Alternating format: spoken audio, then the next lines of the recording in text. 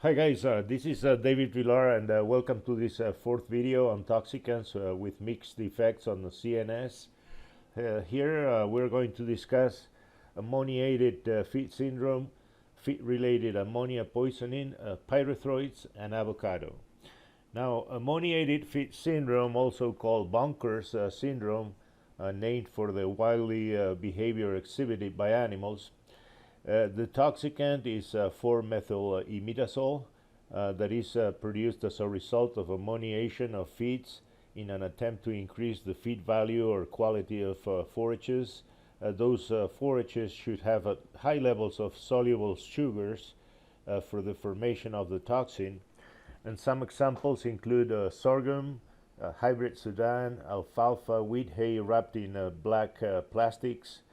The toxicity thresholds are poorly known. It moves very easily into the milk, and sometimes only nursing calves are affected. And the clinical signs include mouth chomping, salivation, hyperexcitability, while running, circling, seizures. And the diagnosis basically lies on the history of intake of ammoniated feeds. And if possible, you can analyze for the presence of the toxicant.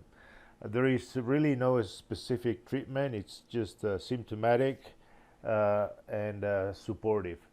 Now the next one is feed-related ammonia poisoning. The sources are urea, biuret, and ammonia salts that are used as non-protein nitrogen for ruminants. These compounds may be used to furnish up to 1/3 of the nitrogen protein requirement by ruminants. And it's provided into the feed as supplements for mixing with or blending, as they can come as range blocks, cubes, or molasses combinations. If we use urea, it should not exceed 1% of the total ration. For biuret, this level is up to 3%. And the most common scenario is the improper mixing of raw chemicals or supplements. Ammonium chloride is used as a means of reducing urolithiasis in cattle and should not be given at more than 1 ounce per cow per day. What is shown on that table are the different types of non-protein nitrogen. It shows how much nitrogen is in each molecule and the protein equivalent. For example, if we use urea, 1 part of urea is equivalent to 2.9 parts of protein, or in other words, it's 1% of protein is equivalent to 0.34% urea. Now, how can we calculate how much urea is ingested? If the feed tag states that the feed contains 60% of urea, we multiply that 60% by 0.34% of urea, and that results in 20% urea. In other words, 1 kilogram of feed contains 200 grams of urea, which is actually enough to kill a cow. Now, how much urea is ingested?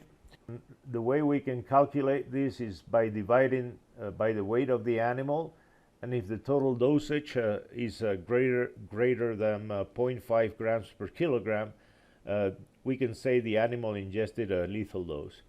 Now on the bottom right there is a molecule of urea, and in the rumen it gets hydrolyzed and releases 2 molecules of ammonia and 1 of carbon dioxide, which is expelled with the air.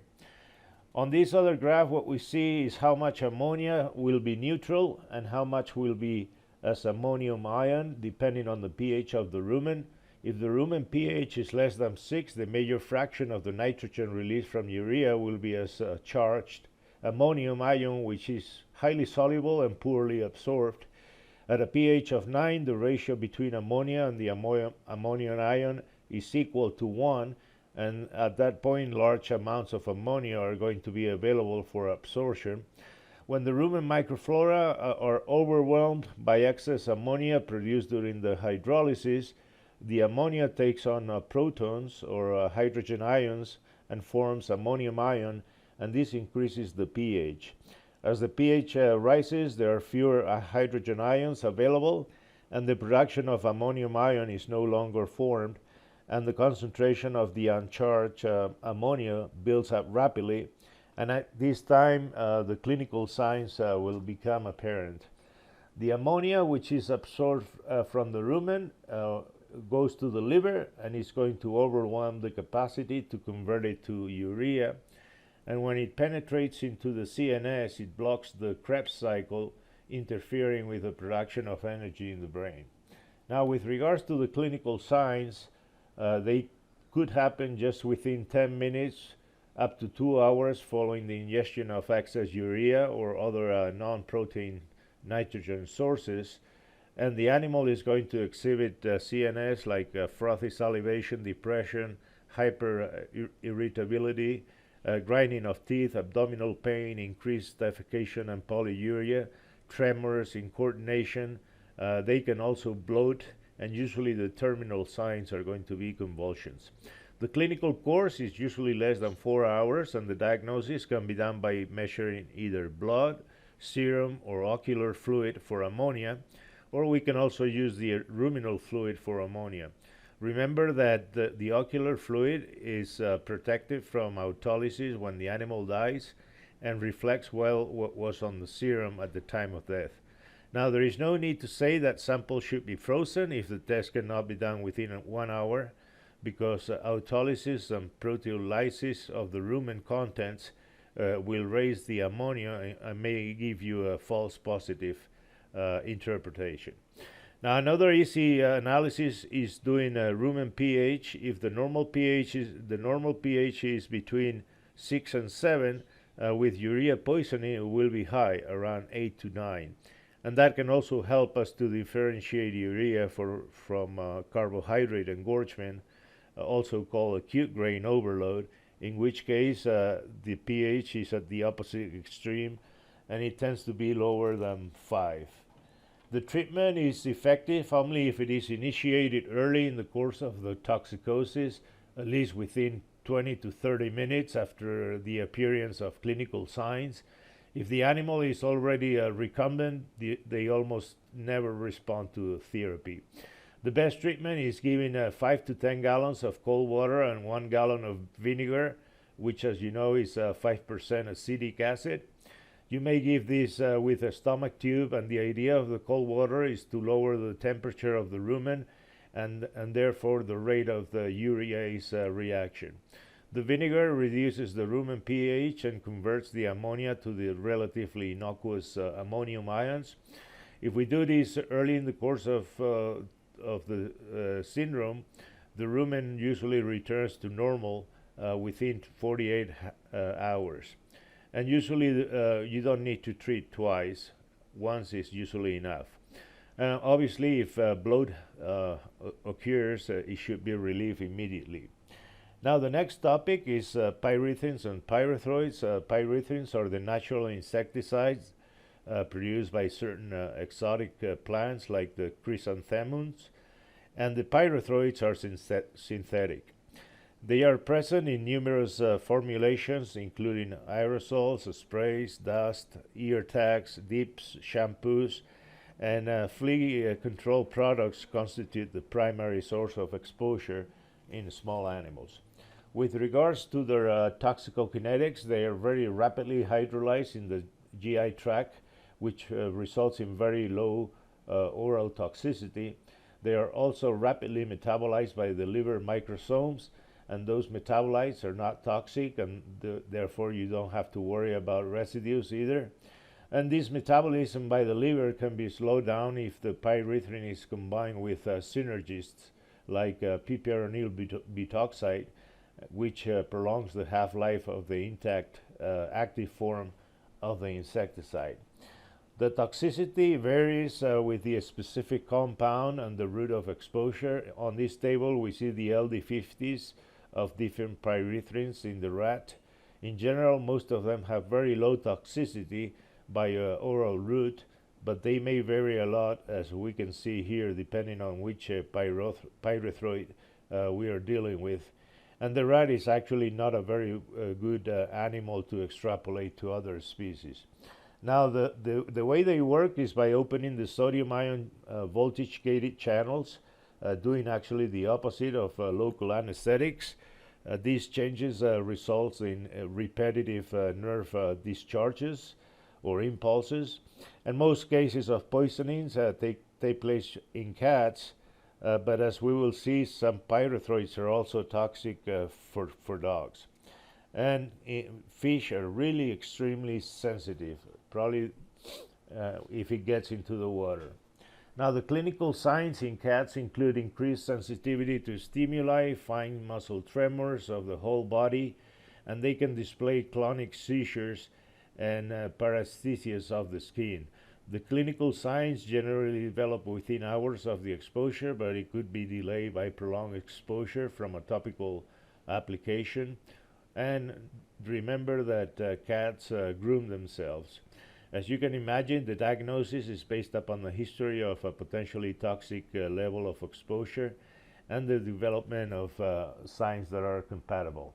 Now I'm going to play a short video of a cat intoxicated with pyrethroids. They don't mention which one it was, but it's very... I'm Dr. Marlo Ward at Lakeview Veterinary Hospital. I want to educate you on dog flea medications that can be dangerous for your cat. Some flea medication, collars, or shampoos contain pyrethrin or pyrethroids, and these are very toxic to your cats. They can be bought accidentally if you don't read the labels and applied to your cat. It also can occur if your cat grooms a dog that has had this medication applied or even rubs against the dog. Some of the symptoms you can see in a cat who have been exposed to this medication are hypersalivating, muscle tremors, including ear twitching, paw flipping, as well as weakness, difficulty walking, and even seizures. Be sure to ask your veterinarian before applying any topical medicine to your cat to make sure that it is a safe product to use. Now, with regards to treatment from a topical exposure, we have to bathe the animal, the cat, thoroughly with a hand or dishwashing detergent to remove whatever is left on the skin. The rest is basically symptomatic treatment. Sedation with diazepam to effect is usually effective for CNS stimulation. If that fails, you may need to use something stronger like a barbiturate. And for muscle tremors, we can try relaxants like methocarbamol. Let's give a few examples. Permethrin is highly toxic in cats, and the most typical scenario is buying a flea and tick spot-on over the counter, which is intended for dogs. In this case, 1 ml of 45% permethrin in a 4.5 kilogram cat would be enough to reach a potential lethal dose, which is about 100 milligrams per kilogram. On this table, they list the clinical signs in 286 cats exposed to permethrin. The death rate was 10%, and the most frequent signs were convulsions, twitching, tremors, hypersalivation, ataxia, mydriasis, hyperesthesia, fine muscle tremors, tachycardia, lethargy, and so on. And they also mentioned the percent of animals showing each of those clinical signs. Now I'm going to use a few slides from the people at the Pet Poison Helpline to discuss another example. The other one is called bifenthrin. Dogs, unlike cats, are generally tolerant to pyrethroid exposures, but bifenthrin is an exception to this canine tolerance. It comes as a liquid and granules, and dogs are more likely to be exposed to the granular formulation. They eat it from the bag directly or grazing broadcast granules, for example, to kill the ant mounds. And they are likely to progress to clinical signs if they ingest this granular formulation. On this slide, we list the main clinical signs in dogs and cats. As you can see, we just mentioned them earlier: muscle weakness, skin twitches, shaking and tremors, ataxia, seizures, which are rare. Hypersalivation, vomiting, and diarrhea are also rare. Now, on this next one, they discuss the treatment protocols: decontamination prior to the onset of clinical signs, For tremors, they suggest methocarbamol and diphenhydramine. For seizures, they suggest phenobarb. For both the dog and cat. Diazepam is less effective, but would be a choice if you don't have phenobarb. And another option would be using anesthetic agents like propofol or gas anesthetics. Other aspects of the treatment are to monitor for blood glucose that could drop if the animal exhibits tremors and seizures, fluid therapy and at maintenance rates, and checking for body temperature, which can be very high because of the seizures, but may plummet it after the tremors and the seizures are controlled. And the final toxicant on this video is going to be avocado. All species are susceptible to the toxin, which is called persin, and they are present in everything: the leaves, the fruits, the barks, the seeds. The toxicity is retained in leaves after they dry.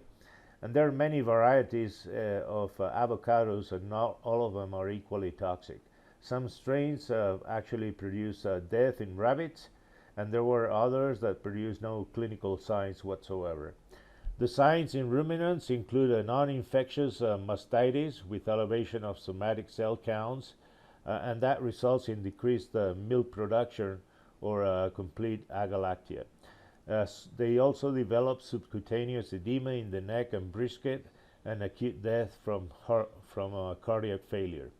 The horses are very similar in this respect. They also develop a non-infectious mastitis, and finally die with cardiac necrosis. And in caged birds, they develop respiratory distress, hydropericardium, anosarca, and death within 1 to 2 days of the exposure, also because of the heart failure. Now, the mechanism of action is not known, but there are experiments in both goats and mice that show mastitis at lower levels of 20 grams per kilogram of leaves in goats, and when the ingestion was equal or higher than 30 grams per kilogram, they develop myocardial necrosis. So we can say that the target organs are the mammary gland at lower doses and the heart at higher doses. And avocado should probably be included in the list of heart toxins, not here in the CNS, but I'm just trying to follow the order of in Beasley's notes. So this is the final slide for this video. On the next one, we will continue talking about more toxicants that affect the CNS. So take care for now, and bye-bye.